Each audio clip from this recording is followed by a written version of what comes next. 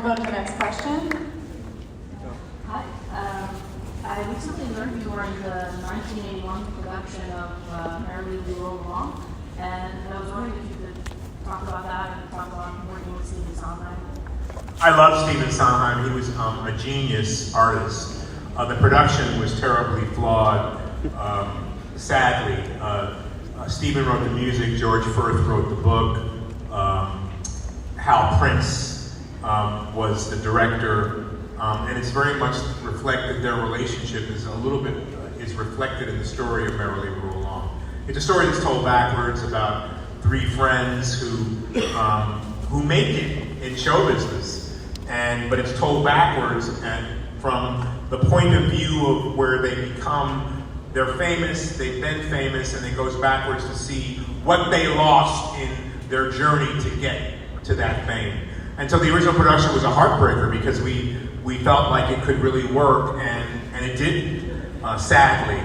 Through the changes that were made when we rehearsed it and we were previewing it, it just didn't feel like it coalesced. And it was a sad heartbreak for many. The show, I think, broke a lot of actors who were in it. At that period of time in my life, I was a seasoned actor by then.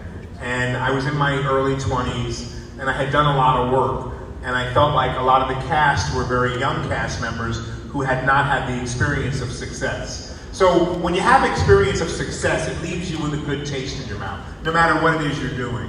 And which is why when you start by complimenting someone by what works in their work or about their life, it's always a good place to start. Tell me what works before you start to tell them what doesn't work.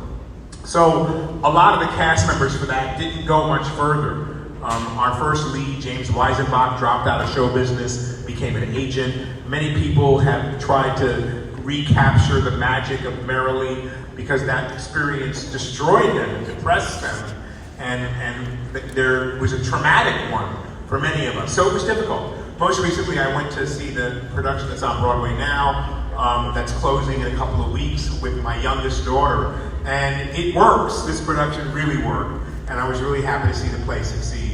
Stephen Sondheim was brilliant to work with. He was someone who could, create a song off the cuff. He could rewrite the songs he had already written to fit what was necessary in having the songs link up with the dialogue. It's a play about dreams, achieving your dreams. And I think that is a beautiful message for people because sometimes we lose sight of our dreams, either by failure or even through success. Right? We get everything we want, and we dreamed that it would make us happy, or we dreamed that it would change our lives in a way that we had hoped, and it doesn't. Because happiness is a choice. It's a choice we made whether you're successful or whether you're not.